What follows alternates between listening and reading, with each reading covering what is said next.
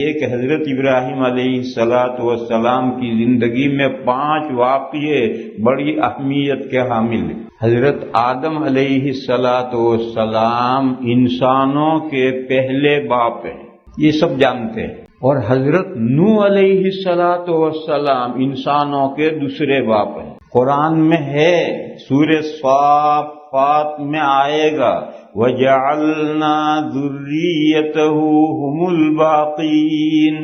طوفان آیا پانی کا، سب غرقاب ہو گئے۔ یہ طوفان ساری دنیا میں آیا تھا یا اسی علاقے میں آیا تھا جہاں حضرت ابراہیم علیہ السلام رہتے تھے؟ ابراہیم نے استغفر اللہ، حضرت نوح علیہ السلام اور ان کی قوم جہاں رہتی تھی وہیں آیا تھا، وہیں آیا تھا، کیونکہ حضرت آدم علیہ السلام اور نوح علیہ السلام کے درمیان میں 10 باپ ہیں۔ یہ سلسلے نسب بائبل میں ہے، سچ یا جھوٹ وہ جانے، مگر بائبل میں حضرت آدم اور حضرت نوح علیہ السلام کے درمیان میں 10 باپ ہیں، اور 10 باپوں کی اولاد اتنی نہیں ہو سکتی ہے، 10 جنریشن اتنے نہیں ہو سکتے ہیں کہ ساری زمین بھر جائے۔ حضرت نوح علیہ السلام جہاں تھے وہی علاقہ، وہی انسانوں سے آباد تھا، وہاں سیلاب آیا اور سب انسان غرقاب ہو گئے۔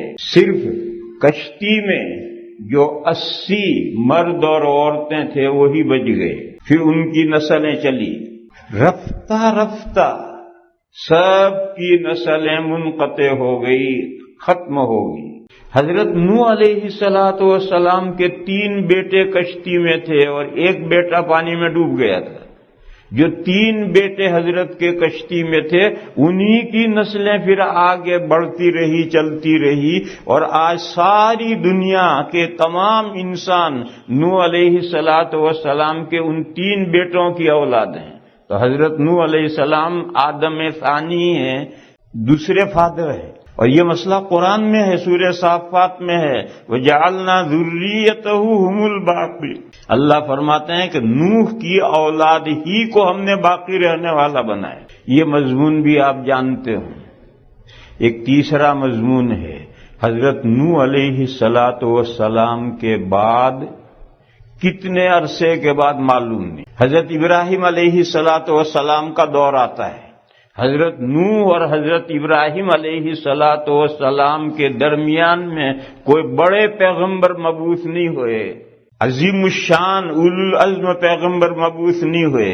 نوح علیہ السلام کے بعد جو بڑی شخصیت پیدا ہوئی وہ حضرت ابراہیم علیہ السلام کی۔ حضرت ابراہیم علیہ السلام کی خصوصیت یہ ہے، اور یہ بھی قرآن میں مذکور ہے، کہ حضرت ابراہیم علیہ السلام کے بعد جو نبی بنے اور جو کتاب نازل ہوئی حضرت ابراہیم علیہ السلام کی اولاد ہی میں نازل ہوئی۔ یہ حضرت ابراہیم کی خصوصیت ہے کہ ان کے بعد جو بھی پیغمبر آئے دنیا میں اور جو بھی کتاب نازل ہوئی وَجَعَلْنَا فِي ذُرِّيَّتِهِمُ النُّبُوَّةَ وَالْكِتَابَ۔ قرآن میں ہے کہ ابراہیم کی نسل میں ہم نے نبوت اور کتاب گردان دی۔ ایک سلسلہ حضرت اسحاق سے چلا، حضرت اسحاق علیہ السلام، حضرت یعقوب علیہ السلام، حضرت یوسف علیہ السلام، پھر حضرت یوسف علیہ السلام کے 400 سال کے بعد حضرت موسیٰ علیہ السلام، پھر بنی اسرائیل میں کہتے ہیں کہ 1,00,000 انبیاء آئے، اور سب سے آخر میں حضرت عیسیٰ علیہ السلام۔ یہ ایک سلسلے میں تھا۔ اور حضرت اسماعیل علیہ السلام کی اولاد میں حضرت اسماعیل علیہ السلام، اور اس کے بعد آخر میں خاتم النبیین حضرت محمد مصطفیٰ صلی اللہ تعالی علیہ وسلم۔ تو چونکہ ہمارے نبی صاحب حضرت ابراہیم کی اولاد میں ہیں، اور نبی پاک صلی اللہ تعالی علیہ وسلم ملت ابراہیمی اور ملت اسماعیلی پر ہیں، اس اعتبار سے حضرت ابراہیم علیہ السلام کے چند اہم واقعات قرآن کریم میں مذکور ہوئے ہیں، اور وہ 5 واقعات ہیں۔ حضرت ابراہیم علیہ السلام جس قوم کی طرف مبعوث کیے گئے تھے، وہ قوم 2 حصوں میں بٹی ہوئی تھی۔ کچھ لوگ ستاروں کو پوجتے تھے اور کچھ لوگ مورتیوں کو پوجتے تھے۔ ان دونوں کی طرف حضرت ابراہیم علیہ السلام مبعوث کیے گئے۔ حضرت ابراہیم علیہ السلام نے اپنی قوم کے ان لوگوں کو جو آسمان کے تاروں کو پوجتے تھے ان کو اللہ کی وحدانیت کس طرح سمجھائی تھی، کیا دلیل ان کے سامنے پیش کی تھی. اور حضرت ابراہیم علیہ السلام کی قوم کے وہ لوگ جو مورتیوں کو پوجتے تھے، بتوں کو پوجتے تھے، ان کو حضرت ابراہیم علیہ السلام نے کس طریقے پر اللہ کی وحدانیت، اللہ کی معبودیت سمجھائی تھی، اور بتوں کی بے ثباتی، بتوں کی بے حیثیتی کس طرح سے ان کے ذہن نشین کی تھی. یہ دو واقعے. پھر جب حضرت قوم نے حضرت ابراہیم علیہ السلام کا معاملہ، جو انہوں نے تمام مندر کی مورتیوں کو توڑ دیا تھا، یہ معاملہ بادشاہ کے سامنے رکھا، کمپلینٹ کی کہ ابراہیم نے ہمارے مندر کے مورتیوں کی یہ گت بنائی، تو بادشاہ خدائی کا دعوے دار تھا. بادشاہ خود یہ دعوے دار کہ خدا سب انسانوں کا میں ہوں. اور اب تو ایسے کم رہ گئے ہیں، اب بھی ہیں خدائی کے دعوے دار، اب بھی ہیں، مگر کم رہ گئے، کیونکہ اب انسان کچھ عقل زیادہ ہو گئی انسانوں کے بعد. تو عقل مند لوگ جلدی سے ایسے دعوے نہیں مانتے، لیکن پہلے جب لوگ بھولے بالے تھے تو ہر آدمی خدا بن جاتا تھا. یہ آغا خان جو اسماعیلی فرقے کا بانی ہے، اس کے بارے میں ہم نے سنا کہ یہ یورپ میں آیا، ہندوستان میں سے یورپ کے دورے پر آیا.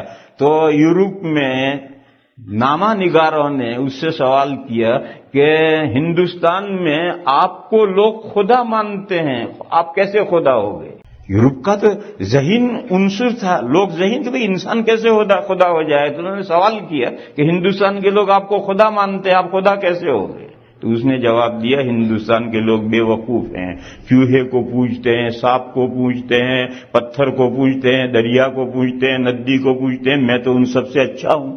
ان کے نزدیک یہ جب سب چیزیں خدا ہو سکتی ہیں تو میں کیوں نہیں خدا ہو سکتا؟ چنانچہ قرآن کریم میں دو شخصوں کے بارے میں، ایک کے بارے میں تو صراحت ہے، ایک کے بارے میں اشارہ ہے. فرعون کا یہ دعویٰ، انا ربکم الاعلی، میں تمہارا سب سے بڑا پروردگار تو تمہارا میں ہوں. اور فرعون ایک نہیں تھا، فرعون ایک خاندان ہے جو مصر پر جس نے حکومت کی ہے، اور اس خاندان کے 56 کنگ گزرے ہیں، 56 بادشاہ گزرے ہیں، یہ سب فرعون کہلاتے تھے.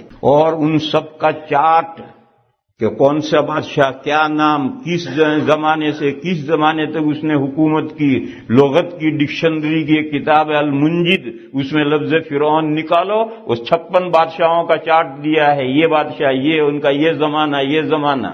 موسیٰ علیہ السلام کے زمانے میں جو فرعون تھا اس کا نام تھا رعمسیس.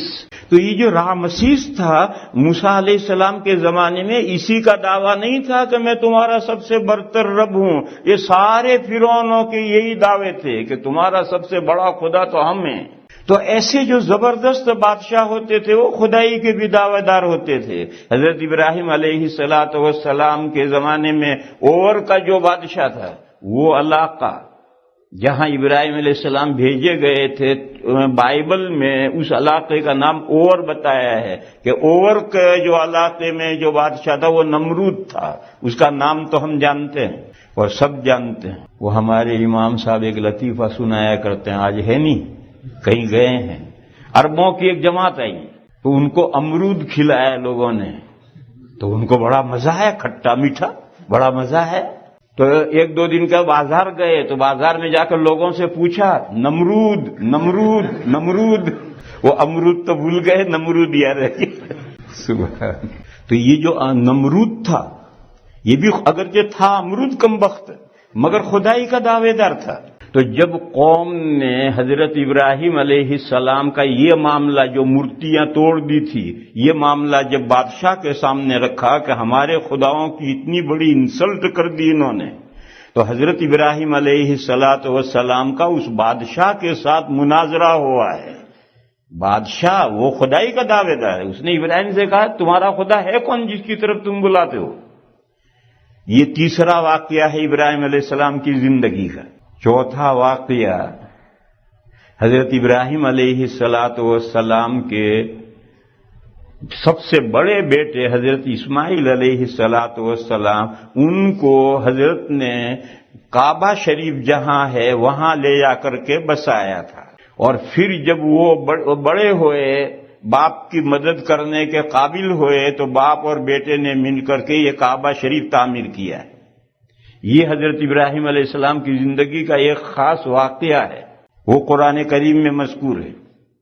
اور پانچواں واقعہ ہے، حضرت ابراہیم علیہ السلام کو یہ حکم دیا گیا کہ اپنے بیٹے کی قربانی کرو، چنانچہ انہوں نے حضرت اسماعیل علیہ السلام کی قربانی کے لیے سارے جتن کر لیے۔ پھر اللہ کی وحی آئی کہ امتحان تمہارا پورا ہو گیا، قربانی مقصود نہیں ہے، اور دمبا اور مینڈھا بھیجا گیا کہ اسماعیل کی جگہ پر اس کی قربانی کرو۔ چنانچہ انہوں نے حضرت اسماعیل کی جگہ پر مینڈھے کی، دمبے کی قربانی کی، اور وہی قربانی ان کی حضرت اسماعیل کی اولاد میں یادگار بن کر چلی، اور آج تک وہ قربانی ہو رہی ہے۔ حضرت اسحاق علیہ السلام کے نسل میں، یعنی یہود و نصارہ کی نسل میں یہ قربانی نہیں ہے، یہ حضرت ابراہیم علیہ السلام کے صاحبزادے حضرت اسماعیل کی اولاد میں قربانی کا یہ سنت جاری ہے۔ اگرچہ بائبل نے کیا کر دیا ہے، یہ جو ہولی بک ہے بائبل، اس میں یہ قربانی کا واقعہ ہے، مگر حضرت اسماعیل کا نام کاٹ کر کے وہاں حضرت اسحاق کا نام رکھ دیا۔ یہ بائبل میں یہ تحریف ہے کہ حضرت ابراہیم کو خواب آیا کہ اپنے بیٹے کو قربانی کرو، انہوں نے حضرت اسحاق کی قربانی، یہ سب جھوٹ ہے۔ اگر حضرت اسحاق کی قربانی ہوئی ہوتی تو حضرت اسحاق کی نسل کے اندر یہ یادگار باقی چلنی چاہیے، جبکہ یہود و نصارہ میں قربانی نہیں ہے۔ یہ صاف اس بات کی دلیل ہے کہ یہ بائبل میں تحریف کر دی گئی ہے، اسماعیل ہٹا کر کے اسحاق رکھ دیا اس کی جگہ۔ یہ واقعہ حضرت اسماعیل کی قربانی کا تھا، اور اسی وجہ سے اسلام میں اسلام سے پہلے بھی قربانی تھی، اور اسلام کے بعد بھی یہ قربانی چل رہی ہے اور آج تک چل رہی ہے۔ یہ جو بیٹے کی قربانی کا، اور پھر بیٹے کو کے بدلے میں فدیے کے طور پر دمبا بھیجنا، اور پھر اس قربانی کو ایک رسم کے طور پر جاری کرنا، یہ حضرت ابراہیم علیہ السلام کی زندگی کا پانچواں واقعہ ہے۔ یہ 5 واقعے قرآن کریم نے متفرق جگہ پر بیان کیے ہیں۔ حضرت ابراہیم علیہ السلام کی قوم کے وہ لوگ جو ستاروں کو پوجتے تھے، ستاروں کو پوجنے والے کوئی ایک ستارے کو نہیں پوجتے، جیسے مورتیوں کو پوجنے والے کوئی ایک مورتی کو نہیں پوجتے ہیں، 10 20 طرح طرح کی مورتیاں ہیں۔ کوئی رام کو پوجتا ہے، کوئی بندر کو پوجتا ہے، کوئی گنپتی کو پوجتا ہے، تو کوئی راون کو پوجتا ہے، تو کوئی پتہ نہیں کس کس کو پوجتے۔ ایسے ستاروں کے جو پوجنے والے کوئی ایک معین ستارے کو نہیں پوجتے، کوئی کس کو پوجتا، کوئی کس کو پوجتا، کوئی کس کو پوجتا ہے۔ تو حضرت ابراہیم علیہ السلام نے ان لوگوں کو جو ستاروں کو پوجتے تھے، ان کو سب سے پہلے چھوٹے ستارے کے بارے میں گفتگو کی۔ فلما جن اللیل، جب رات چھا گئی، فرآ کوكبا، بس ابراہیم علیہ السلام نے ایک ستارے کو دیکھا۔ دیکھو جب سورج ڈوبتا ہے تو جہاں سورج ڈوبتا اس سے اوپر ایک ستارہ چمکتا ہے، اور 29 کا جو چاند ہے وہ اس ستارے اور مغرب کے بیچ میں عام طور پر نظر آتا ہے، اور 30 کا چاند اور اوپر اس کے قریب تک نظر آئے گا۔ ایسے ادھر ادھر اور بھی ستارے ہیں، وہ ستارے نہیں پوجے جاتے تھے۔ یہ کوئی ایسا ستارہ ہے جو رات کو 11-12 بجے نکلتا ہے۔ فلما جن اللیل، جب رات چھا گئی، یعنی 10-11-12 بج گئے تو وہ ستارہ نکلا جس کو قوم پوجتی تھی۔ تو حضرت ابراہیم نے ان سے کہا، ھذا ربی، یہ میرا پروردگار ہے، یعنی تمہارے عقیدے کے مطابق، میرے عقیدے کے مطابق نہیں، تمہارے عقیدے کے مطابق۔ تم کہتے ہو یہ خدا ہے اور سبھی انسانوں کا خدا ہے، تو میرا بھی خدا ہے۔ تو انہوں نے کہا کہ آج تو ابراہیم ڈھیلے پڑے ہیں، ھذا ربی کہا ہے، لیکن بہرحال ایک وقت گزرنے کے بعد صبح سے پہلے پہلے وہ ستارہ ڈوبا۔ تب حضرت نے کہا، دیکھو بھئی، لا احب الآفلین، ڈوبنے والے خدا کو میں پسند نہیں کرتا، لہذا یہ میرا خدا نہیں۔ اس کو عربی میں کہتے ہیں مماشات مع الخصم، جس سے مناظرہ ہے، مناظرہ ہم کر رہے ہیں، تھوڑی دیر اس کے ساتھ چلو، مماشات مع الخصم۔ ہم طالب علموں میں اس کی ایک مثال دیتا ہوں میں کہ 3 طالب علموں نے یہ طے کیا کہ اس چوتھے کو آج عصر کے بعد مارنا ہے۔ ایسے جھگڑے طالب علموں میں ہوتے رہتے ہیں، تو صبح سے یہ 3 اس کے پیچھے پڑے۔ ایک نے کہا یار گنا کھائے بہت دن ہوئے ہیں، آج عصر بعد گنا کھانے چلیں۔ دوسرا ملا، اس نے بھی کہا ارے یار تیرے پاس پیسے ہیں نہیں گنا کھلا؟ میرے پاس پیسے نہیں، چل میں کھلاؤں گا۔ بہرحال دوپہر سے 3-4 مرتبہ ایک دوسرے سے ملے، پھر عصر کی نماز پڑھ کر اسے چاروں چلے، راستے میں سے سب نے گنا خریدی اور خرید کر کھاتے کھاتے جب شہر سے باہر گئے تو وہی گنا ڈنڈے بن گئی، اور دے ڈنڈا دے ڈنڈا۔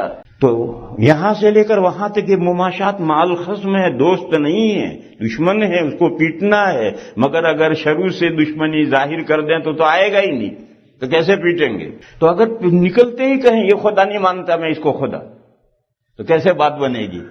ان پر حجت تام کیسے ہوگی کہ کیوں خدا نہیں مانتے؟ اس لیے مماشات مع الخصم ھذا ربی، انہوں نے کہا بھی ابراہیم ڈھیلے پڑے ہیں، آج تو انہوں نے ھذا ربی کہا ہے، تو قریب آئے۔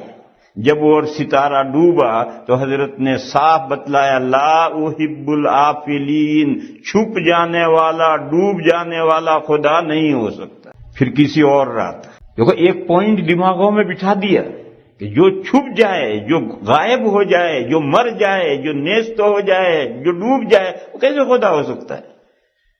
اللہ لا الہ الا هو الحی القیوم، اللہ تو سدا زندہ ہیں اور پوری کائنات کو تھامے ہوئے ہیں، اگر وہی نہیں رہیں گے تو کائنات کو کون تھامے گا؟ پھر کسی اور رات چاند نکلا تو حضرت نے پھر ان لوگوں سے کہا ھذا ربی، یہ میرا رب ہے، یعنی وہ تو ڈوب گیا، یہ رب ہے۔ اب پھر یہ قریب آئے، تھوڑا سا ذہن تو تیار ہوا ہے۔ پھر جب چاند بھی وقت آیا اور چاند بھی غروب ہو گیا تو حضرت نے فرمایا دیکھو بھئی یہ بھی ڈوب گیا اللہ کا بندہ، اور پہلے میں بتا چکا ہوں کہ ڈوبنے والا، غائب ہونے والا، چھپنے والا خدا نہیں ہو سکتا، پھر خدا ہے کون؟ تو دوسرا پوائنٹ ڈالا کہ خدا کون ہے یہ بات خدا ہی بتائے، دوسرا نہیں بتا سکتا، خدا ہی بتائے سمجھائے تو آدمی سمجھ سکتا ہے، اور اگر اللہ کی طرف سے سمجھ نہ دی جائے تو آج کتنے بڑے بڑے پروفیسر، بڑے بڑے سائنسدان، بڑے بڑے عقل مند، بڑے بڑے ایجوکیٹڈ ہندوؤں میں، عیسائیوں میں اللہ کے علاوہ کی خدائی میں پھنسے ہوئے ہیں۔ ان کا ذہن پتھروں کو پوچھتے ہیں، بڑا پروفیسر ہے، بڑا انٹیلیجنس ہے، بڑا عقل مند ہے، بڑا ایجوکیٹڈ ہے، اور پوچھتا پتھروں کو ہے۔ قائل ہے خدا 3 ہے، عیسیٰ علیہ السلام کو بھی خدا مانتا ہے، اور ان کی سمجھ میں نہیں آتا ہے کہ جو بندہ ہے جسے اللہ نے پیدا کیا ہے وہ کیسے خدا ہو جائے گا، ان کی سمجھ میں نہیں آتا ہے۔ کیوں؟ حضرت ابراہیم نے نکتہ سمجھایا لَئِن لَّمْ يَهْدِنِي رَبِّي لَأَكُونَنَّ مِنَ الْقَوْمِ الضَّالِّينَ، اگر میرا پروردگار مجھے صحیح راستہ نہیں دکھائے گا تو میں گمراہوں میں سے ہو جاؤں گا۔ میں از خود اللہ کو نہیں پہچان سکتا ہوں، ایک اللہ کی معبودیت کا اقرار آدمی اپنی عقل سے نہیں کر سکتا، اللہ کی توفیق شامل ہو تو اس کی سمجھ میں بات آئے گی ورنہ نہیں آئے گی۔ یعنی اس جملے میں 2 بتائیے، ایک تو یہ بتائیے کہ وہ ڈوب گیا تھا، ڈوبنے والا خدا نہیں ہو سکتا، یہ بھی ڈوب گیا، یہ بھی خدا نہیں ہو سکتا، پھر یہ بھی خدا نہیں ہو سکتا تو خدا کون ہوگا؟ اللہ ہی سمجھائیں گے، اللہ ہی راہ دکھائیں گے تو انسان سمجھے گا۔ اسی وجہ سے پہلے انسان سے لے کر آخری پیغمبر تک بے شمار انبیاء اللہ نے بھیجے، کیا تعلیم دینے کے لیے بھیجے؟ لا الہ الا اللہ، یہی تعلیم دینے کے لیے 1,24,000 انبیاء ہیں، اور ان 1,24,000 انبیاء نے جو محنتیں کی ہیں اس محنتوں سے سب انسان کبھی نہیں سمجھے، میجورٹی انسانوں کی آج تک نہیں سمجھی۔ تو فرمایا لَئِن لَّمْ يَهْدِنِي رَبِّي لَأَكُونَنَّ مِنَ الْقَوْمِ الضَّالِّينَ۔ پھر ایک وقت کے بعد میں سورج کی طرف لوگوں کو متوجہ کیا، سورج چمکتا ہوا نکلا تو حضرت نے لوگوں سے کہا ھذا ربی ھذا اکبر، یہ میرا رب ہے اور ستاروں میں اینڈ آ گیا ہے اس پر، اس سے بڑا کوئی ستارہ نہیں، اگر خدا ہے تو یہ ہو سکتا ہے، اس سے آگے تو کوئی بڑا ہے ہی نہیں، ھذا اکبر، اس پر ستاروں کا اینڈ آ گیا، سب سے بڑا ستارہ تو یہ ہے۔ ایک وقت کے بعد سورج میاں بھی ڈوب گئے، تب حضرت نے ڈنکے کی چوٹ اعلان کیا، فلما فلت قال یا قوم انی بریء مما تشرکون، ڈنکے کی چوٹ اعلان کیا کہ سن لو، جن جن ستاروں کو تم پوجتے ہو خدا مانتے ہو، میں ان سے بری اور بیزار ہوں، میرا ان سے کچھ لینا دینا نہیں ہے، وہ میرے خدا ان میں سے کوئی نہیں ہے۔ پھر ماننا نہ ماننا ہے یہ تو انسان کا اختیار ہے، لیکن اس مرحلے تک حضرت لے گئے سمجھاتے سمجھاتے کہ ان کو چپکا کر دیا، ان ستاروں کی خدائی پر ان کے پاس میں کوئی دلیل باقی نہیں رہ گئی، اس حد تک حضرت ان کو لے گئے۔ اور آدمی اتنا ہی کر سکتا ہے، کسی کو قائل کرنا یہ کسی کے بس میں نہیں ہے۔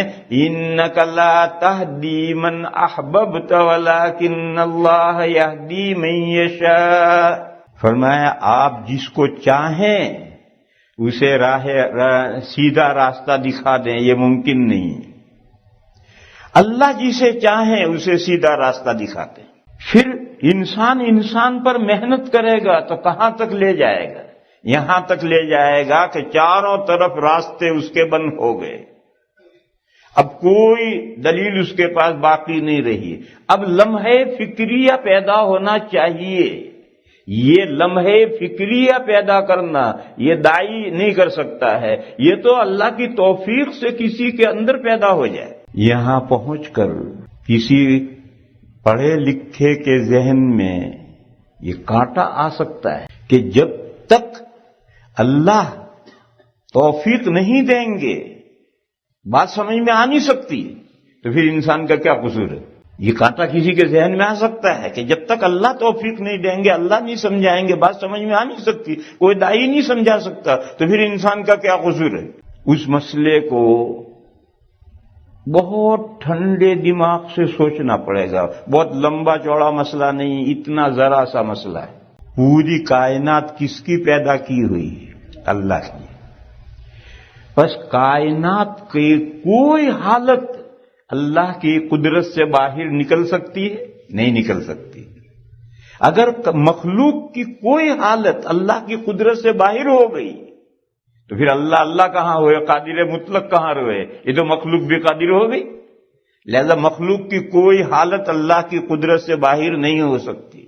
ہم جو چاہتے ہیں یہ بھی ہماری ایک حالت ہے، اگر ہم چاہنے میں مختار ہوں تو پھر ہم بھی خدا ہو گئے، اللہ کی سے ہم نکل گئے، ہمارا چاہنا ہمارے اختیار میں ہے، یہ نہیں ہو سکتا۔ ہمارا چاہنا بھی اللہ کے چاہنے کے تابع ہے، قرآن کریم میں ہے وَمَا تَشَاءُونَ إِلَّا أَن يَشَاءَ اللَّهُ رَبُّ الْعَالَمِينَ، تم چاہ بھی نہیں سکتے، جب تک اللہ نہ چاہے تم نہیں چاہ سکتے۔ لہذا یہ بات تو بالکل طے ہے کہ اللہ خالق ہیں، ساری کائنات مخلوق ہے، مخلوق کی کوئی حالت اللہ کی قدرت سے باہر نہیں ہو سکتی، مخلوق کا چاہنا بھی اللہ کے چاہنے کے مطابق ہے۔ پھر بھینس میں اور ہم میں جو فرق ہے وہ کیا ہے؟ بھینس کھوٹے سے کھل گئی، گاؤں میں بھاگی، ایک بچہ پیروں میں آیا کچل کر مر گیا، دوسرا بچہ تھوڑی دیر میں آیا وہ بھی اسی طرح مر گیا۔ پہلی حالت اور دوسری حالت میں بھینس کے اوپر کوئی فرق نہیں، جس بے دردی سے اس نے پہلے بچے کو کچل دیا دوسرے کو بھی کچل دیا، پھر تیسرا بچہ ہے وہ بھی کچل گیا۔ پھر لوگوں نے بھینس کو پکڑا اور تینوں بچوں کے باپ آئے اور ڈنڈے لے کر دے مار دے مار دے مار، تو تھوڑی دیر لوگ خاموش رہیں گے، پھر لوگ خود کہیں گے ارے بھیا کتنا مارو گے، جانور ہی تو ہے۔ لوگ خود ہی کہیں گے جانور ہی تو ہے، کتنا مارو گے، اور کوئی مقدمہ بھینس پر نہیں کرتا، اور 3 بچے اس نے کچل دیے، اس کے بھینس کے دل کی حالت یکساں ہے۔ اب آپ انسان کی مثال لیجیے، اگر انسان سے بے خبری میں جان بوجھ کر کے تو کوئی شریف آدمی کسی بچے کو کچل نہیں سکتا، لیکن اگر بے خبری میں کوئی بچہ گاڑی کے پہیوں میں آ جائے تو انسان کے قلب کا کیا حال ہو جاتا ہے۔ میں نے نیو یارک میں دیکھا، ایک گورا گاڑی کر رہا اور ایک بوڑھیا کراس کر رہی، وہ ذرا گاڑی اس کو ٹچ ہوئی، وہ گر پڑی، وہ ایک دم اترا، اس نے گاڑی روکی، اترا، جا کر کے اس کو بڑھیا کو اٹھایا، اس کے سر پر بوسے دے رہا ہے، بار بار پوچھ رہا ہے، اور لے کر اپنی گاڑی میں لے کر ہاسپٹل گئے۔ ہمارے یہاں ہندوستان میں تو قبرستان جاتا ہے ڈرا ہوا۔ یہ انسان کا قلب ہے، بے خبری میں یہ ہو گیا ایک بڑھیا کے ساتھ۔ ایسا بچے کے ساتھ اگر ہماری گاڑی ٹچ کر جائے، خدا نہ خواستہ کچھ ہو جائے تو ہمارے قلب کا کیا حل ہو جاتا ہے، اور پھر سالوں ایسی غلطی دوبارہ اس سے نہیں ہوگی۔ دور سے بچے کو دیکھ کر کے سمجھ جائے گا، اور اگر جان بوجھ کر اگر اس نے مارا ہے تو ساری دنیا اس ڈرائیور کو پکڑے گی، اور یہ سب اس کے باپ سے کہیں گے اسے کورٹ میں لے جا، کیفر کردار تک لے جا، سلی دلوائی سے۔ تو یہ انسان کے دل میں، بھینس کے دل میں یہ فرق کیوں ہے؟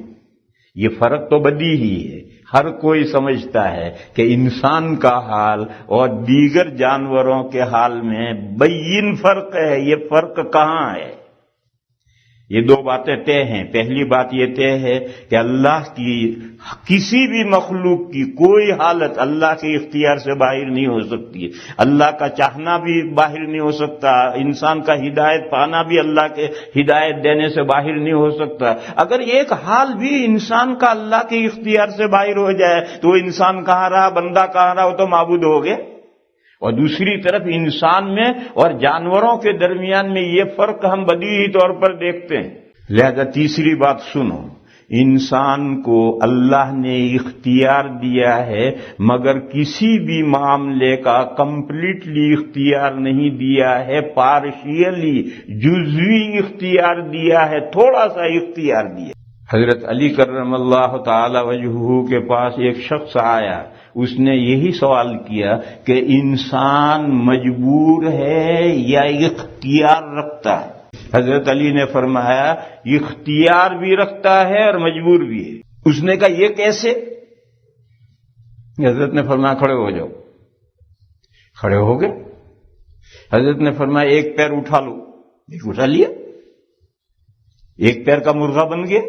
حضرت نے فرمایا دوسرا اٹھا لو، کہ دوسرا کیسے اٹھاؤں؟ تو حضرت نے فرمایا دیکھو اتنا تمہارا اختیار ہے کہ بیٹھے تھے کھڑے ہو گئے، ایک پیر اٹھا لیا، یہاں تک تمہارا اختیار ہے، آگے اب تم مجبور ہو۔ یہ حضرت علی نے اس کو سمجھایا، یہی ہے، ٹوٹلی اختیار نہیں ہے، پارشیلی اختیار ہے، جزوی اختیار ہے، ایک حد تک اختیار ہے۔ اور یہ جو پارشیلی جزوی اختیار ہے یہ اللہ نے انسان کو دیا ہے، بھینس کو نہیں دیا ہے۔ اور اسی وجہ سے انسان کا حال اور بھینس کا حال الگ ہے۔ دیکھو اسلامی تاریخ کا ایک قصہ ہے، دور صحابہ کا۔ ایک صحابہ کا لشکر جا رہا ہے، ایک صحابی جو ان کا نام تھا حضرت سفینہ، نام تو یہ نہیں تھا، سفینہ کے معنی ہے جہاز، پانی کا جہاز، شیپ، تو نام تو یہ نہیں تھا، پتہ نہیں نام تو کیا تھا۔ مگر ایک مرتبہ بہت سارا سامان پیٹھ پر لادے ہوئے جھکے آ رہے تھے، بہت سارا سامان۔ تو حضور نے فرمایا مذاق میں، دل لگی میں، انت سفینۃ، تم تو جہاز معلوم ہوتے ہو، شیپ بن گئے ہو۔ اس دن سے ان کا نام ہی سفینہ ہو گئے۔ کسی وجہ سے لشکر سے پیچھے رہ گئے، لشکر آگے بڑھ گئے، یہ کسی وجہ سے پیچھے رہ گئے۔ کیوں پیچھے رہ گئے؟ بیٹھے بیٹھے سوتے ہوں گے، جیسے وہ ہمارے چچا بیٹھے بیٹھے سو رہے ہیں، ایسے وہ بھی بیٹھے بیٹھے سوتے ہوں گے۔ جب آنکھ کھلی تو چلتے چلتے رات آ گئی اور لشکر نظر نہیں آ رہا، مغرب ہو گئی، پہاڑ پر سے شیر اترا دھاڑتا ہوا، حضرت کھڑے ہو گئے، وہ شیر انہی کی طرف آ رہا ہے۔ جب قریب آیا تو حضرت نے اس سے کہا یا ابا الحارث تعال۔ عربی میں جانوروں کی بھی کنیتیں ہوتی ہیں، شیر کی کنیت ابو الحارث، کہا ہے ابو الحارث یہاں، تو قریب آیا اور آ کر کے دم ہلانے لگا، تو حضرت نے اس کا کان پکڑ کے اس سے کہا، میں رسول اللہ صلی اللہ علیہ وسلم کا صحابی ہوں اور میں لشکر سے بچھڑ گیا ہوں اور رات ہو گئی ہے، مجھے لشکر میں پہنچا۔ تو اس نے گھوم کر کے اشارہ کیا کہ میرے اوپر بیٹھ جاؤ۔ حضرت بیٹھ گئے اور وہ فراٹے بھرتا ہوا یہ جا وہ جا، اور لشکر جب قریب نظر آیا تو وہ رک گئے، حضرت اتر گئے، واپس ہو گئے۔ یہ کون شیر تھا جس نے اتنا بڑا کارنامہ انجام دیا؟ اللہ جانے کون تھا۔ اور دوسرا واقعہ سنو، غزوہ احد میں نبی پاک صلی اللہ تعالی علیہ وسلم نے لوہے کے 2 کرتے اوپر تلے پہن رکھے تھے۔ ایک وقت آیا کہ شکست کی صورت بن گئی، احد میدان میں شکست کی صورت بن گئی، تو ایک بڑی اونچی چٹان ہے احد میں، وہ چٹان اب بھی ہے۔ نبی پاک صلی اللہ تعالی علیہ وسلم اس چٹان پر چڑھنا چاہتے تھے، مگر وہ چٹان بہت اونچی تھی، تو حضرت طلحہ رضی اللہ تعالی عنہ جو عشرہ مبشرہ میں سے ہیں، وہ گھوڑا بنے اور حضور ان کے اوپر چڑھے پیٹھ پر، پھر وہ کھڑے ہوئے تو حضور ان کے کندھوں پر پیر رکھ کر کے وہ کھڑے ہوئے اور حضور چٹان پکڑ کر اوپر چڑھ گئے، اور حضور نے فرمایا اوجب طلحہ، تو طلحہ کے لیے جنت واجب ہو۔ دیکھو طلحہ یہ عمل کریں جنت واجب ہو جائے، اور وہ شیر پیٹھ پر بٹھا کر یہاں تک لا کر چھوڑ دے، اس کا تاریخ میں کوئی تذکرہ نہیں ہے کون شیر تھا، جنت ملی نہیں ملی، اس کو مٹی ہو جانا ہے۔ ان دو میں فرق کیوں ہے؟ شیر نے جو کام کیا ہے وہ تکوینی نظام کے تحت میں کیا ہے، اپنی ڈیزائر اور مرضی سے نہیں کیا ہے، اللہ کی طرف سے وہ کام کروایا گیا۔ اور حضرت طلحہ نے جو کام کیا ہے، گھوڑا بنے ہیں، پھر کھڑے ہوئے ہیں، اپنے کندھوں پر حضور کو لے کر اوپر چٹان تک پہنچایا، اوپر حضور نے پکڑ کر حضور چلے ہیں، اس میں ان کی مرضی کا دخل ہے، ان کا وہ پارشیلی اختیار اس میں ہے، تو ان کے لیے وہ جنت کا واجب موجب بن گیا، اور آج ان کی تاریخ میں سنہری حروفوں سے یہ واقعہ لکھا ہوا ہے۔ یہ میں فرق سمجھا رہا ہوں کہ حیوانات کو اللہ نے اختیار جزوی نہیں دیا ہے، اس لیے بھینس نے 3 بچے کچل دیے، اس کے دل پر کوئی اثر نہیں، اور بھینس کے خلاف کوئی مقدمہ نہیں کرتا ہے۔ اور انسان اگر ایک بچہ اس کی گاڑی میں آ جائے تو اس کے دل دہل جاتا ہے کہ خدایا مجھ سے کیا ہو گیا، اور زندگی بھر وہ کانٹا اس کے دل میں سے نہیں نکلتا، اور کوئی جان بوجھ کر کرے تو لوگ اس کا مقدمہ کرتے ہیں اور پھانسی دلوا کر چھوڑتے ہیں۔ یہ جو پارشیلی اختیار ہے، اسی پر آخرت میں جزا و سزا کا مدار ہے۔ انسان ہدایت کے لیے جب وہ پارشیلی اختیار، جزوی اختیار سے ہدایت چاہے گا تو اللہ ہدایت دیں گے، مگر ہدایت ملے گی کب؟ جب اللہ دیں گے تب ملے گی، مگر اللہ کب دیں گے؟ جب وہ پارشلی اختیار سے ہدایت چاہے گا۔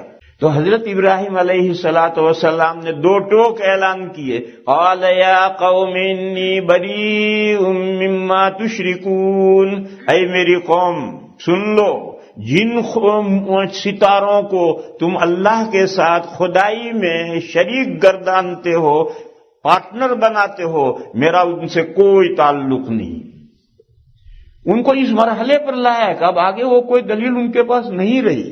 اسی حد تک انسان قائل کر سکتا ہے، اس سے آگے خود انسان کے لیے لمحے فکریہ پیدا ہو، وہ لمحے فکریہ پیدا ہو اور اس کے بعد میں وہ کوشش کرے تو پھر اللہ کی طرف سے فیضان کا دروازہ واہ ہوتا ہے، دروازہ کھلتا ہے اور ہدایت نصیب ہوتی ہے۔ اور وہ لوگ جو مورتی پوجا کرتے تھے، ان مورتی پوجا کرنے والوں میں خود حضرت کا جو باپ تھا وہ مہنت تھا، مہنت، میم چھوٹی ہا نون اور لمبی تھا، یہ ہندوؤں کا لفظ ہے، ہندی کا لفظ ہے۔ مہنت مانے بڑا کیا کہتے ہیں، گرو نہیں، بڑا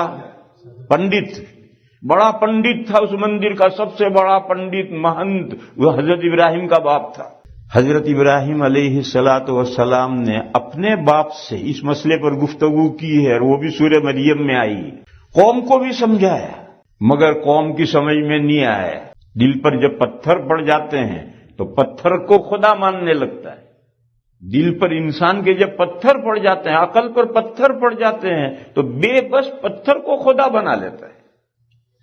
حضرت نے ان سے کہا تمہارے ان خداؤں کی میں ایک دن گت بناؤں گا جب تم یہاں نہیں ہوگے۔ اب مندر میں تو ہر وقت کوئی نہ کوئی رہتا ہے، پجاری سب رہتے ہی وہاں۔ بات گئی گزری ہو گئی، کئی دن گزر گئے، لوگ بھول گئے یہ بات۔ پھر ایک میلہ آیا، اس میلے میں سب کو جانا ہے، تو باپ نے بیٹے سے بھی کہا چل ابراہیم، تو حضرت نے کہا انی سقیم، میری طبیعت ناساز ہے، ناموافق ہے، بیمار ہوں میں۔ اور یہ بات کہی، ستاروں کو دیکھا اور دیکھ کر کے بات کہی، تو لوگوں نے یہ سمجھا کہ یہ ستاروں کی چالیں دیکھ کر کے انہوں نے اندازہ کیا ہے کہ فی الحال تو بیمار نہیں، آگے بیمار پڑیں گے، تو ان کو چھوڑ دیا اور لوگ چلے گئے۔ ان کے جانے کے بعد جب گاؤں خالی ہو گیا، مندر خالی ہو گیا، تو کلہاڑ لے کر کے سب کو مار مار کے الو بنا دیا اور توڑ کر کے ڈھیر کر دیا، ٹکڑے کر دیے۔ اور جو سب سے بڑا مورتی تھی، سب سے بڑی مورتی تھی، اس کو نہیں توڑا، وہ کلاڑا اس کی گردن میں یوں کر کے لگا، پکڑا دیا۔ 3 دن کے بعد میں وہ لوگ آئے، آتے ہی مندر میں پہنچے تو مندر کا برا حال تھا، سب خدا مرے پڑے تھے۔ تو بڑا مسئلہ بن گیا، سارے خداؤں کو مار دیا، کس نے مارا؟ تو سب جانتے تھے کہ شہر میں ایک ہی ابراہیم ہی ہے، اور تو سب چلے گئے تھے۔ اور وہ پچھلی بات بھی یاد آئی کہ ابراہیم نے کہا تھا کہ جب تم یہاں موجود نہیں ہوگے، غیر حاضر ہوگے، تب میں ان کی گت بناؤں گا، لہذا یہ گت اسی نے بنائی، لاؤ اسے پکڑ کے سب کے سامنے لائے گئے۔ پوچھا ابراہیم تم نے یہ ہمارے خداؤں کو ٹانگیں توڑی؟ حضرت ابراہیم نے کہا بل فعلہ، بلکہ کیا ہے اس کو، جس نے بھی کیا ہے، کبیرہم ھذا، یہ گرو گھنٹال کلال یہ کھڑا، اس سے پوچھو کس نے یہ حرکت کی، تو نے کی یا کوئی اور آیا تھا؟ تو لوگ بھی سمجھتے تھے کہ نہیں یہ بڑا گرو گھنٹال توڑ سکتا ہے، نہیں اس سے پوچھیں گے تو یہ بولے گا۔ تو ان کے دماغوں کی چولیں ہل گئی، ان کے دماغوں کی چولیں ہل گئی کہ ہم کسے پوچھتے ہیں۔ ثم نکسوا علی رؤوسہم فقالوا انکم انتم الظالمون، ان کے دماغوں کی چولیں ہل گئی، مگر کتے کی دم ٹیڑھی، خدا ان کے خدا ہی ہے۔ چنانچہ انہوں نے ان کا مقدمہ، حضرت ابراہیم علیہ السلام کا یہ مقدمہ بادشاہ وقت کے سامنے پیش کیا کہ ابراہیم نے ہماری مورتیوں کے ساتھ یہ مسئلہ۔ چنانچہ حضرت ابراہیم علیہ السلام بادشاہ کے دربار میں بلائے گئے۔ حضرت ابراہیم علیہ السلام جب وہاں دربار میں پہنچے تو اس نے سوال کیا تم نے قوم کے خداؤں کی ٹانگیں توڑ دی، تمہارا خدا کون ہے؟ ان کی ٹانگیں توڑنے کا مطلب یہ کہ تم انہیں خدا نہیں مانتے، اور خدا تو چاہیے، خدا کے بغیر تو کارخانہ کیسے چلے گا؟ لہذا خدا کوئی چاہیے، تمہارا خدا ہے کون؟ اس کو تم خدا مانتے نہیں۔ تو حضرت ابراہیم نے فرمایا ربی الذی یحیی و یمیت، میرا پروردگار وہ ہے جو جلاتا ہے اور مارتا ہے۔ تو اس نے کہا جلاتا ہے اور مارتا ہے، یہ تو کام میں بھی کرتا ہوں، اسی لیے میں خدا ہوں۔ قال انا احیی و امیت، اور فوراً ایک بے گناہ جا رہا تھا روڈ پر، پولیس والوں سے پکڑ کے لاؤ، اس کو لا کر کھڑا کیا، تلوار ماری جلاد نے اور گردن دور کا، دیکھو میں نے مار دیا۔ اور ایک جیل میں ایسا آدمی جس کی پھانسی کا فیصلہ ہوا تھا، آرڈر بھیج دیا چھوڑ دو اسے، کہا دیکھو یہ مرا ہوا تھا میں نے زندہ کر دیا، یہ زندہ جا رہا تھا میں نے مار دیا۔ حالانکہ جلانا اور مارنے کا یہ مطلب تھا ہی نہیں، مگر اس خر دماغ کو کون سمجھائے؟ اور مناظرے میں گہری بات آ جائے تو پھر وہ بات واضح نہیں ہوتی۔ تو حضرت ابراہیم علیہ السلام نے اس دلیل کو چھوڑ دیا، دوسری دلیل پیش کی، اور یہ فرمایا کہ میرا پروردگار وہ ہے جو روزانہ مشرق سے سورج نکالتا ہے۔ اگر آپ پروردگار ہیں کائنات کے تو آئندہ کل مغرب سے سورج نکال کر دکھائیے۔ فبوہت الذی کفر، وہ ہکا بکا رہ گیا، اس کا کیا جواب دے؟ ہمارا طالب علم یہ کہتا ہے کہ وہ یہ جواب دے سکتا تھا کہ روزانہ مشرق سے سورج میں نکالتا ہوں، ابراہیم تو اپنے خدا سے کہہ کہ اگلے دن مغرب سے سورج نکالے، تیرا خدا مغرب سے سورج نکال کے دکھائے۔ وہ بادشاہ یہ کہہ سکتا تھا، یہ ہمارا طالب علم سوال کرتا ہے۔ تو میں ان سے کہتا ہوں وہ نمرود تیرے جتنا بے وقوف نہیں تھا۔ اگر وہ ایسا کہتا تو کیا دیر لگتی؟ ابراہیم 2 ہاتھ اٹھا دے، پروردگار عالم کل سورج مغرب سے نکال دیجئے، اللہ مغرب سے نکال دے گا، اللہ کے لیے کیا مشکل؟ وہ سب سمجھتا تھا کہ میں مشرق سے نہیں نکالتا ہوں، اور میں اس سے کہوں گا تو ابراہیم دعا کرے گا اور مغرب سے سورج نکلے گا۔ وَجَحَدُوا بِهَا وَاسْتَيْقَنَتْهَا أَنفُسُهُمْ، انبیاء کے جو مخالفین ہوتے ہیں وہ یقین ہوتا ہے کہ نبی سچے ہیں، جو بات کہتے ہیں سچے ہیں، اور پھر انکار کرتے ہیں۔ تو یہ بھی دل میں سمجھ رہا ہے مگر زبان سے انکار کر رہا ہے، اس لیے وہ تیرے جتنا بے وقوف نہیں تھا جو ایسی بات کہتا۔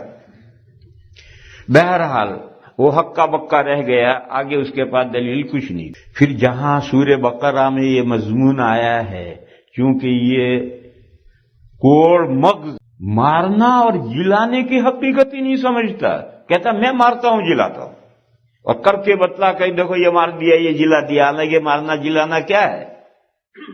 تو اللہ تعالی نے اس کے بعد کی 2 آیتوں میں 2 واقعے ذکر کیے۔ او کالذی مر علی قریۃ، ایک نبی کہتے ہیں، قرآن میں نام نہیں ہے، کہتے ہیں کہ حضرت دانیال کا قصہ ہے، اور حضرت دانیال کا نبی ہونا بھی قرآن میں نہیں ہے، بائبل میں۔ جب بخت نصر نے بیت المقدس کو اجاڑ دیا، اس وقت حضرت دانیال جیل میں بند تھے، یہود نے جیل میں ڈال رکھا تھا۔ تو لوگوں نے بخت نصر کو بتایا کہ یہاں جیل میں ایک آدمی ہے جس نے تیرے اس حملے کی خبر اتنے سال پہلے دی تھی، اور قوم نے اس خبر کو نہیں مانا اور الٹا اسے جیل میں بند کر رکھا ہے۔ تو بخت نصر نے جیل میں سے حضرت کو بلایا اور حضرت سے گفتگو کی، نبی کی فراست، نبی کی عقل مندی بہت متاثر ہوا، اور اس نے یہ کہا کہ تم میرے ساتھ چلو، میں تمہیں بہت عزت سے رکھوں گا۔ حضرت دانیال نے کہا کہ جب میری قوم ہی تباہ ہو گئی تو میں عزت پا کر کیا کروں گا، مجھے آپ چھوڑ دیں۔ تو اس نے چھوڑ دیا۔ اب جب وہ بیت المقدس پر سے اپنے گدھے پر سے گزرے اور کہیں بیت المقدس سے نکل کر کہیں چلے جائیں گے تو سارا اجڑ گیا ہے، تو حضرت نے حسرت سے کہا انا یحیی ھذہ اللہ بعد موتہا، یہ پورا شہر ویران ہو گیا، یہ کیسے بسے گا، کیسے آباد ہوگا؟ اور یہ کہہ کر شہر سے نکل کر جنگل میں چلتے رہے، ایک درخت کے تھک گئے تھے، ایک درخت کے نیچے اتر کر گدھے کو باندھ دیا اور حضرت آرام کرنے کے لیے لیٹ گئے۔ وہیں اللہ نے ان کی روح قبض کر لی اور 100 سال تک مرے رہے۔ بہت دور جنگل میں ہے جہاں تک لوگ نہیں پہنچتے۔ ادھر کیا ہوا، بخت نصر سب کو غلام باندی بنا کر بنی اسرائیل کو لے گیا۔ پھر 70 ایئرز کے بعد سائرس نے حملہ کیا اور بخت نصر کو ہرایا اور سارے بنی اسرائیل کو آزاد کیا، اور ان کو اجازت دی جاؤ تم اپنا بیت المقدس بسا لو، اور وہ بہت مال دیا، ساز و سامان کے ساتھ وہ آئے اور انہوں نے شہر بسایا 70 ایئر کے بعد، اور اوپر 30 ایئر گزر گئے، شہر پورا آباد ہو گیا 30 ایئر میں۔ اب وہاں حضرت دانیال زندہ ہوتے ہیں 100 سال تک، فَأَمَاتَهُ اللَّهُ 100 عَامٍ، اللہ نے ان کو 100 سال مارے رکھا، پھر زندہ کیا۔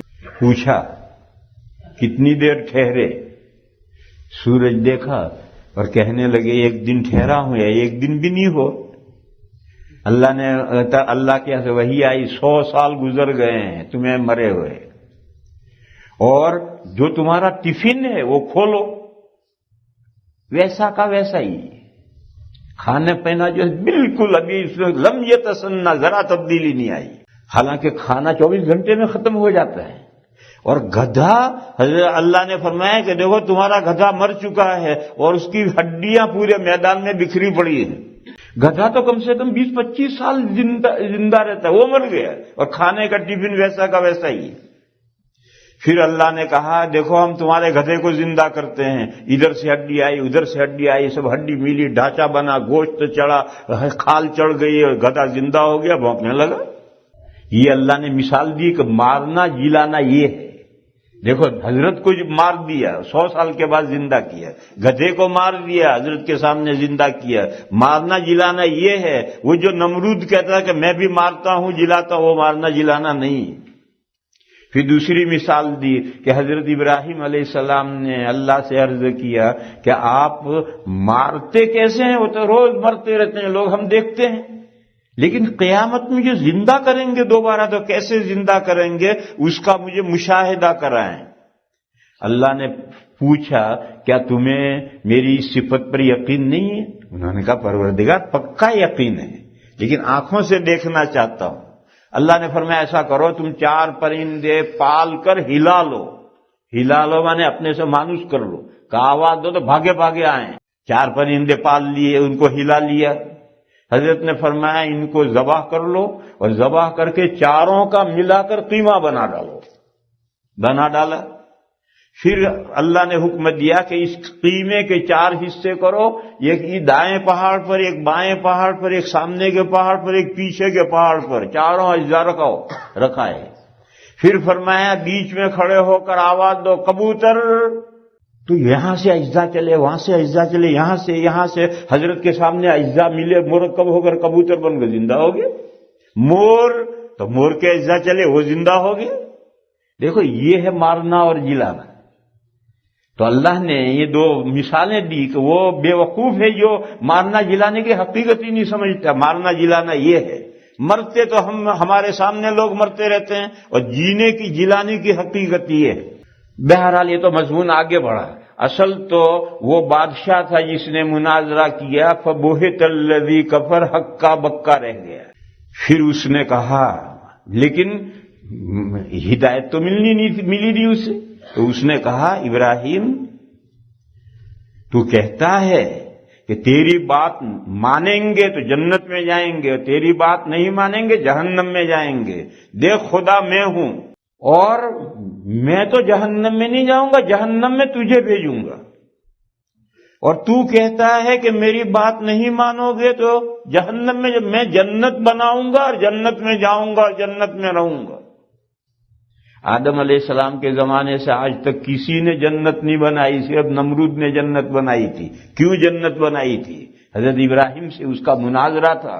اس نے کہا تو یہ کہتا کہ میں جہنم میں جاؤں گا، میں تو جنت بناؤں گا اور جنت میں رہوں گا اور تجھے جہنم میں ڈالوں گا. اور بڑا لاوا تیار کیا. کہتے ہیں کہ پورے ملک نے 6 مہینے تک سوختہ جمع کیا، لکڑی جمع کی.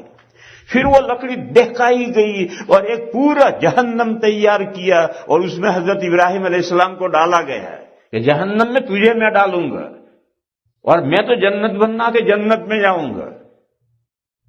اللہ نے کیا کیا؟ اس جہنم کو قلنا یا نار کونی بردا وسلاما علی ابراہیم، اللہ کا حکم پہنچا آگ کو کہ ٹھنڈی ہو جائے، اور اتنا مت ٹھنڈی ہو جائے کہ لحاف اوڑھنا پڑے. بعد میں تو اے سی اتنی زور کی چلتی ہے کہ لحاف اوڑھنا پڑتا ہے. کہ اتنا زیادہ ٹھنڈا بھی مت ہو جائیے، قابل برداشت، اچھی ٹھنڈک اچھی لگے، بردم و سلاما. یوں اس کا پلان فیل ہو گیا ہے. دیکھو دنیا میں کتنے ہی نیک بندے ہیں، آگ میں ڈالے جاتے ہیں، آگ ان کو جلا دیتی ہے، آگ کسی کو نہیں بخشی. حضرت ابراہیم کو آگ نے کیوں نہیں جلایا؟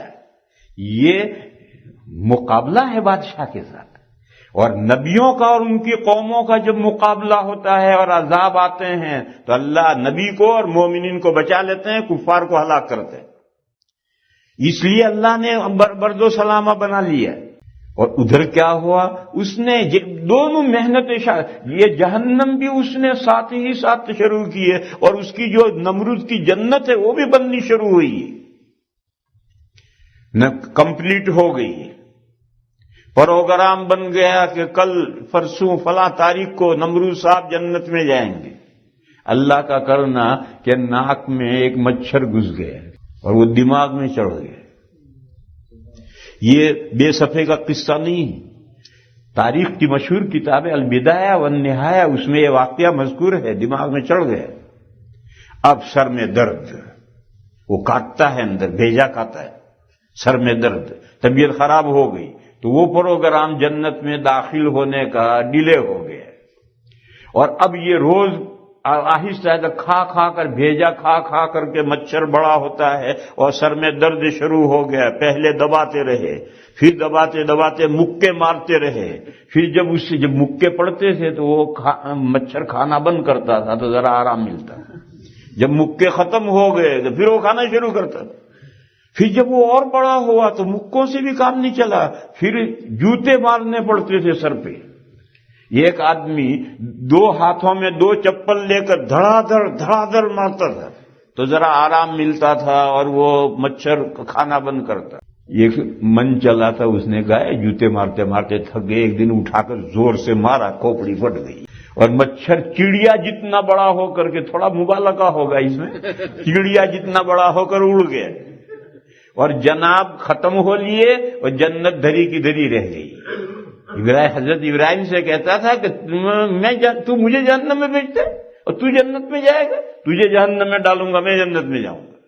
تو حضرت ابراہیم کے لیے تو وہ جہنم جنت بن گئی، بردم و سلامہ بن گئی. اور اس نالائق کے لیے وہ جنت اس کی کچھ اس کو دیکھنے کی بھی حسرت پوری نہیں ہوئی کہ ایک نظر دیکھ ہی لیتا.